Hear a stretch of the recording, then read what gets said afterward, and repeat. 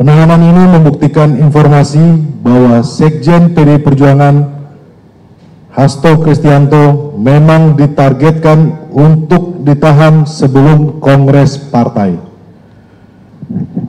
Ya, Assalamualaikum warahmatullahi wabarakatuh. Salam sejahtera buat kita semuanya. Om Swastiastu, Namo Buddhaya, salam kebajikan. Sebelumnya marilah kita pekikan salam perjuangan kita. Merdeka! Terima kasih rekan-rekan media yang sudah hadir pada malam hari ini.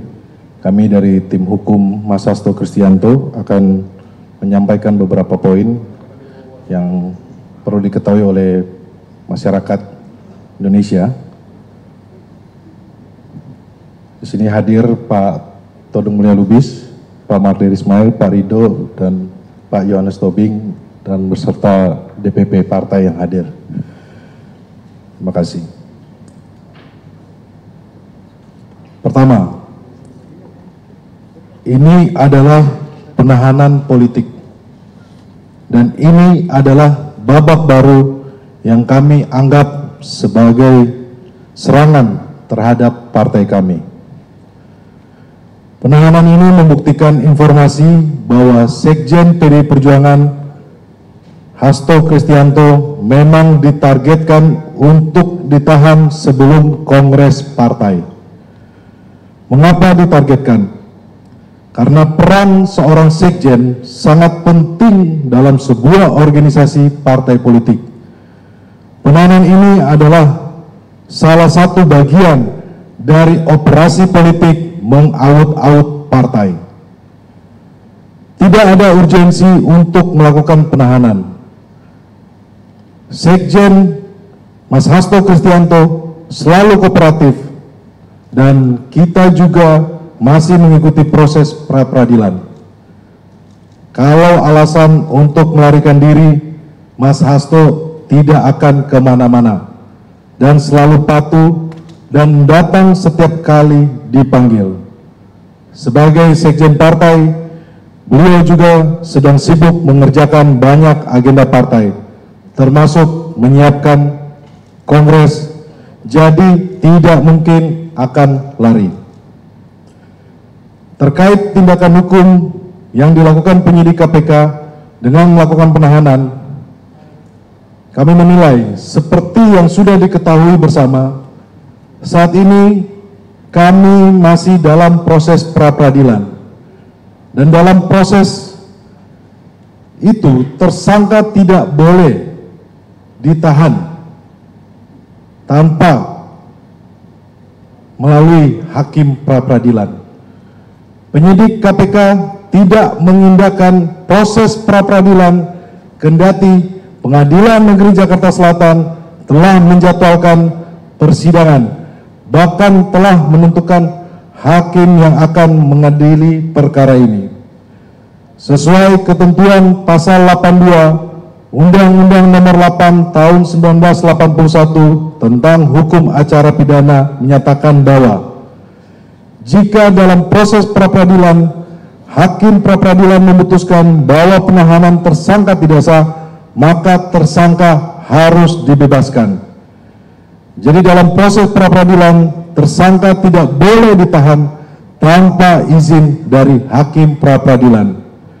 Dan jika hakim pra-peradilan memutuskan bahwa penahanan tersangka tidak sah, maka tersangka harus dibebaskan. Catatan politisasi hukum. Sejak awal kasus ini muncul, semua orang bisa melihat bagaimana pada bulan Juni 2024, pada hari yang sama, Mas Hasto dipanggil oleh Polda Metro Jaya dan KPK untuk kasus dugaan hoax dan kasus dugaan suap Harun Masiku yang sudah ingkrah. Pemanggilan ini sudah aneh dan ganjil karena muncul setelah Mas Hasto sebagai Sekjen PDI Perjuangan dalam banyak kesempatan menyampaikan sikap politik resmi PDI Perjuangan terkait kerusakan demokrasi yang dilakukan oleh pemerintah yang berkuasa saat itu, yakni Jokowi. Sejak itu, aparat penegak hukum menggunakan segala cara untuk menekan Sekjen. Babak berikutnya adalah sehari setelah dilantik, Komisioner KPK yang baru langsung menargetkan Mas Hasto dan langsung menjadikannya sebagai tersangka. Pertanyaannya, siapa di belakang ini semua? Dugaan kami kuat penahanan ini dikendalikan oleh pihak di luar KPK dengan menggunakan tangan AKBP Rosa di KPK. Dugaan ini punya dasar yang kuat mengingat Komisioner KPK sendiri ketika itu mengakui mengalami kesulitan dengan para penyidik yang memiliki loyalitas ganda. Dalam rapat kerja dengan Komisi 3 DPR RI 1 Juli 2024, Wakil Ketua KPK Alexander Marwata menyatakan kesulitan menjadi pimpinan KPK karena tidak tahu penyidik pegawai KPK loyal ke siapa. Masih ada jalur perintah atau komando dari instansi asal sehingga terjadi kepatuhan dan loyalitas ganda pada perintah pimpinan. Dan situasi ini belum berubah sampai saat ini.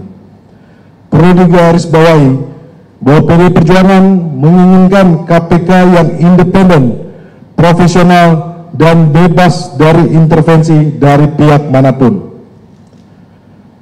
Kami akan mengikuti pra-peradilan karena mekanisme pra-peradilan adalah hak hukum kami, dan Pengadilan Negeri Jakarta Selatan telah menjadwalkan sidang pada 3 Maret 2025. Kepada seluruh kader keluarga besar PDI Perjuangan, kami minta tetap tenang dan solid di bawah kepemimpinan Ketua Umum Ibu Megawati Soekarno Putri.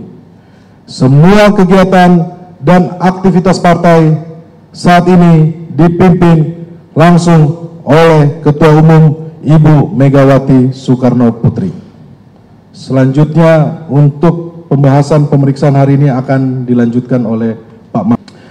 Saya kira kalau mengenai materi ya pemeriksaan hari ini, dari pemeriksaan ini seperti saya sampaikan tadi, tidak ada bukti permulaan yang ditunjukkan sebagai bukti permulaan bahwa Mas Hasto ini terlibat dalam suap menyuap bersama Harun Masiku, ya, yaitu menyuap KPU, anggota KPU. Itu pertama.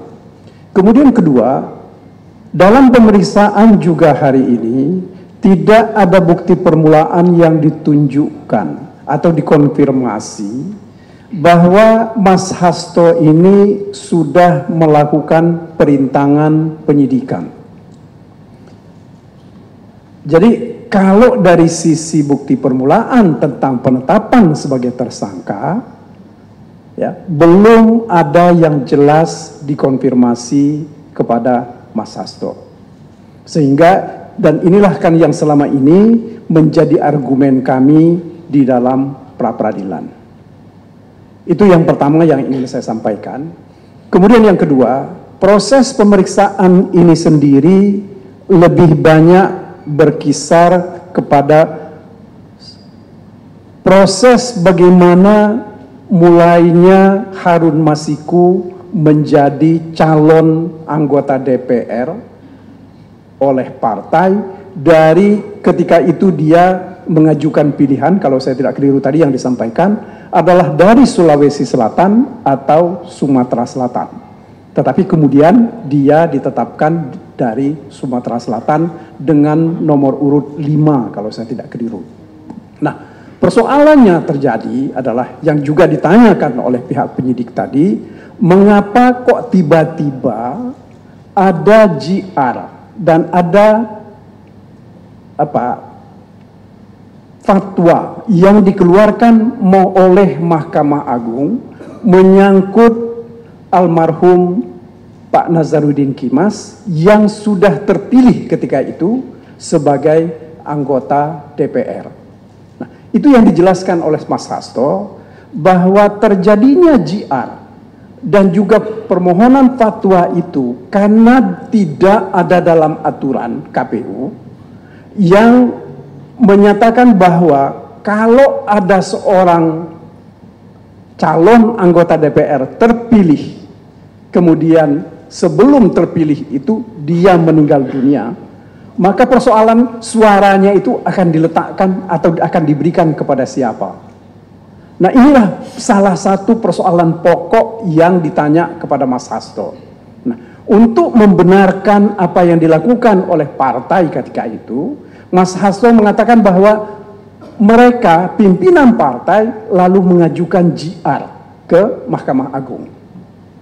Karena tidak ada aturan, Mahkamah Agung menganggap bahwa karena orang ini dicalonkan oleh partai, seharusnya suara ini dikembalikan kepada kebijakan partai. Akan tetapi sekali lagi, ini yang tidak dilaksanakan oleh pihak KPU. Karena tidak dilaksanakan oleh pihak KPU, maka diajukan permohonan fatwa oleh partai. Dan juga kemudian partai ketika itu juga tidak mendapat respon dari pihak KPU. Nah, di dalam hal sesudah adanya JR dan sesudah adanya fatwa ini, baru partai mengajukan nama, yaitu nama Harun Masiku. Karena menurut kedua putusan Mahkamah Agung dan fatwa Mahkamah Agung itu diserahkan sepenuhnya kepada partai. Nah, itulah saudara-saudara yang ingin saya sampaikan, yang selalu dipersoalkan seolah-olah bahwa Mas Hasto ini menukangi ya proses ini supaya Harun Masiku menjadi anggota DPR dari partai PDIP dari daerah Sumatera Selatan. Tadi itu yang dijelaskan. Kemudian yang kedua, saya kira yang juga penting untuk saya sampaikan kepada saudara-saudara, bahwa penahanan terhadap Mas Hasto ini, surat perintahnya ditandatangani oleh Ketua KPK. Ya. Perlu saudara ketahui bahwa berdasarkan Undang-Undang Nomor 19, ini suratnya, Undang-Undang Nomor 19 tahun 2019, pimpinan KPK itu bukan lagi sebagai penyidik dan tidak juga menjadi penuntut umum. Sehingga menurut hemat kami, kalau kita tafsirkan bunyi dari pasal ini, pasal 21 ini, maka pimpinan KPK tidak bisa bertindak sebagai penyidik dalam hal ini. Karena yang berwenang melakukan penahanan itu adalah penyidik. Ya, jadi yang saya ingin sampaikan secara tegas bahwa surat perintah penahanan ini tidak sesuai dengan ketentuan Undang-Undang KPK. Kemudian saudara-saudara, yang perlu juga saya sampaikan bahwa dalam membaca dasar dari surat perintah ini adalah adanya laporan pengembangan penyidikan tanggal 18 Desember tahun 2024. Dan ini berarti 2 hari sesudah pimpinan KPK dilantik.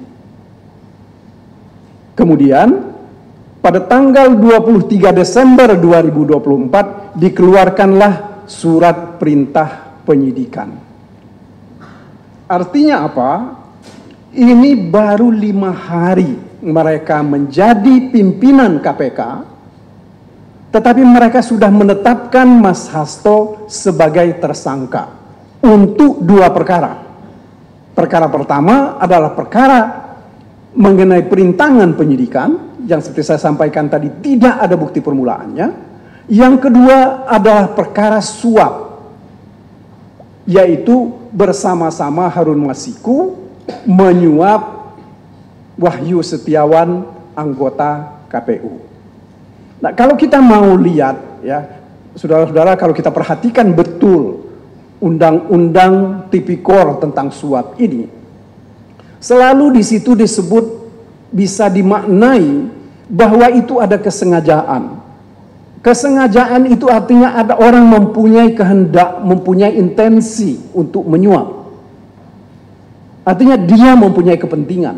Nah, kalau kita lihat Mas Hasto, ya harus kita akui secara jujur bahwa dia tidak punya kepentingan untuk menyuap Wahyu agar supaya merekomendasikan supaya Harun Masiku menjadi anggota DPR. Satu lagi saya kira, apa yang dilakukan oleh Mas Hasto terkait dengan surat-surat keputusan atau surat-surat yang disampaikan oleh partai itu sepenuhnya menjalankan kewenangan yang diberikan atau amanat yang diberikan oleh pimpinan partai kepada beliau sebagai sekjen. Jadi sekali lagi yang saya ingin tegaskan kepada saudara-saudara bahwa Mas Hasto terkait dengan dua hal ini dia tidak mempunyai kepentingan. Dan lagi yang mesti saya jelaskan, tegaskan lagi bahwa pimpinan KPK itu tidak mempunyai kewenangan untuk melakukan penahanan. Sehingga penahanan ini menurut hemat kami dilakukan tidak menurut hukum. Saya kira itu yang bisa penjelasan yang saya sampaikan. Saya serahkan kembali kepada Roni, Bang Mulya. Banyak disampaikan oleh Bung Roni dan Bung Magdir. Hal-hal yang saya kira semua kita penting untuk mengetahuinya dan sebagian besar kita juga sudah tahu. Tapi izinkan saya menambahkan beberapa hal saja. Saya terus terang sangat-sangat terkejut ya ketika dalam tayangan televisi, karena saya tidak hadir di gedung KPK pada hari ini, melihat Sekjen PDIP Hasto Kristianto mengenakan rompi oranye dan turun tangga ke bawah. Saya bilang ini sama sekali tidak kita harapkan ya, karena proses pra-peradilan itu akan dimulai pada tanggal 3 bulan Maret ini. Kalau kemarin mahasiswa dari UI dan lain-lain mengatakan Indonesia gelap, saya kira saya ingin ya mengecho ya kembali pernyataan itu bahwa Indonesia memasuki zaman-zaman yang gelap dalam penegakan hukum ya. Dan kasus Hasto yang seharusnya tidak terjadi, penahanan yang menurut saya merupakan apa ya, pelanggaran hukum atau disrespect of the law, sikap tidak hormat KPK terhadap hukum, itu adalah pelanggaran yang sangat fundamental gitu. Tadi saudara Roni sudah mengatakan bahwa pra-peradilan yang sudah kita daftarkan ke pengadilan negeri Jakarta Selatan dan sudah ada nama hakim yang ditunjuk untuk mengadili itu akan dimulai pada tanggal 3 Maret ini. Dan itu sudah diketahui oleh umum. KPK juga sudah tahu. Kalaulah KPK comply dengan hukum, melaksanakan hukum itu sesuai ya dengan apa yang ditulis dalam ketentuan hukum itu sendiri, KPK tidak boleh melakukan pemeriksaan. KPK juga tidak boleh melakukan penahanan. Ya. Dunia melihat perkara ini. Kita semua melihat ya apa yang dilakukan oleh KPK.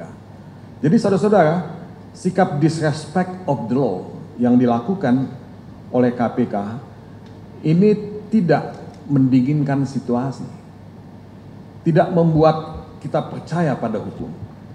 Justru sikap disrespect of the law dari KPK ini membuat kepercayaan kita terhadap hukum dan aparat penegak hukum termasuk KPK itu jatuh ke titik nadir dan betul-betul ya memalukan kita sebagai bangsa. Jadi ini menunjukkan bahwa kalau KPK tidak tunduk pada hukum, ya, tidak ada kesimpulan lain yang bisa dibuat selain mengatakan bahwa aroma politik sangat kental pada kasus Hasto Kristianto ini. Ya. Kalau kita melihat apa yang terjadi di gedung KPK, begitu banyak aparat kepolisian yang hadir, seolah-olah ini perkara kriminal, ya, kelas kakap teroris ya. Dan menurut saya ini menunjukkan satu sikap yang berlebihan dari pihak kepolisian yang tidak perlu terjadi. Ya. Kalaulah pihak KPK lebih arif dan bijaksana, dia kan bisa menunggu 1 minggu.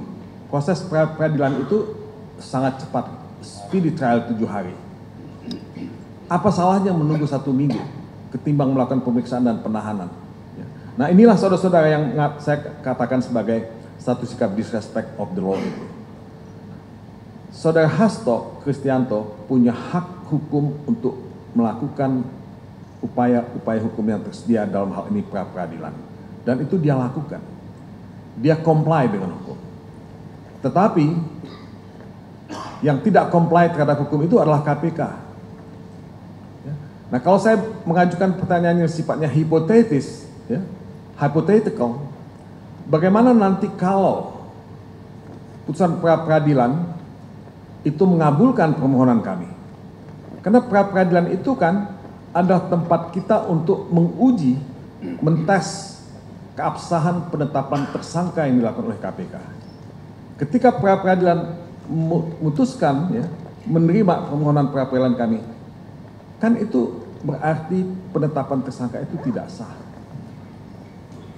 Nah hal-hal semacam ini kalau terjadi, kan KPK mempermalukan dirinya sendiri. Ini yang saya kira sih bisa kita lihat ya sebagai sikap tidak, ya, arif dan bijaksana, sikap disrespect for the law yang dilakukan oleh KPK ini. Jadi saudara-saudara, tidak salah kalau banyak yang mengatakan bahwa politisasi dalam kasus Hasto ini sangat kasat mata dan sangat berlebihan. Dan ini sudah menjadi sasaran tembak. Ya. Jadi menurut saya ini bukan pendidikan hukum yang baik ya buat kita sebagai bangsa. Ini justru akan menimbulkan atau meningkatkan suhu politik ya yang seharusnya bisa kita hindarkan. Nah, inilah contoh dari sikap tidak dewasa, immature dari pihak KPK yang ingin menunjukkan bahwa dia punya kekuasaan. Jadi arogansi kekuasaan itulah yang kita lihat dan dipertontonkan oleh KPK pada hari ini. Nah ini bukan satu iklan yang bagus buat Indonesia sebagai negara hukum. Mudah-mudahan ya kita bisa memenangkan pra-peradilan ya, karena kita yakin dan aku yakin bahwa tidak ada dasar hukum untuk menetapkan saudara Hasto sebagai tersangka. Mungkin itu saja sebagai tambahan dari saya. Terima kasih. Politik ya. Jadi menyangkut tadi 3 pertanyaan saya jawab satu. Sehubungan dengan masalah sekjen hari ini, maka Ibu Ketua Umum tidak menunjukkan PLT sekjen. Komando dikendalikan langsung oleh Ketua Umum Megawati Soekarno Putri. Ya. Bisa? Sudah menjawab 3 ya. Dan sebelum saya akhiri, karena saya kira sudah cukup ya Pak Ron ya. Sebelum saya akhiri, termasuk tadi keterangan fraksi, semua harus tunggu komando dari Ketua Umum Megawati Soekarno Putri. Karena fraksi itu adalah perpanjangan tangan dari DPP partai. Sebelum saya akhiri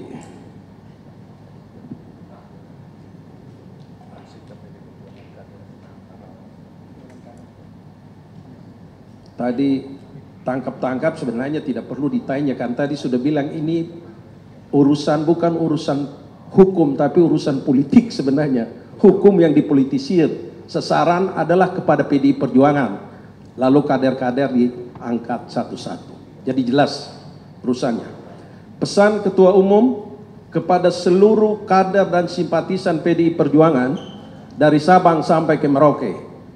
1, PDI Perjuangan sudah terbiasa menghadapi tekanan, tetapi tetap kami punya napas yang panjang. 2, jaringan PDI Perjuangan diminta tetap tenang, tetap bersiap siaga untuk menghadapi situasi yang terburuk. 3, sehubungan dengan itu, Ketua Umum mengambil alih komando dan tidak menunjuk PLT Sekjen. Terima kasih. Ada Adian ganteng sebelah. Kita ini dalam keadaan siaga diam karena perintahnya semua kader simpatisan tidak boleh ngomong hal ini. Kita harus menunggu komando. Ya, sekaligus ini jadi pengumuman buat seluruh kader dan simpatisan PDI Perjuangan. Semua tetap dalam keadaan siaga menunggu satu komando dari Ketua Umum PDI Perjuangan.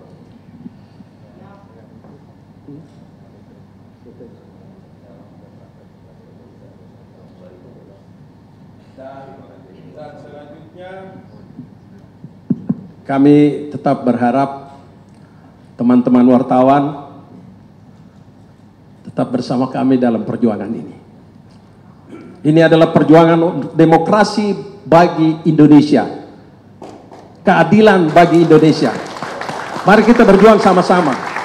Kalau sekarang perjuangan kita belum berhasil, anak cucumu akan menikmati hasil itu. Terima kasih, selamat malam. Wassalamualaikum warahmatullahi wabarakatuh.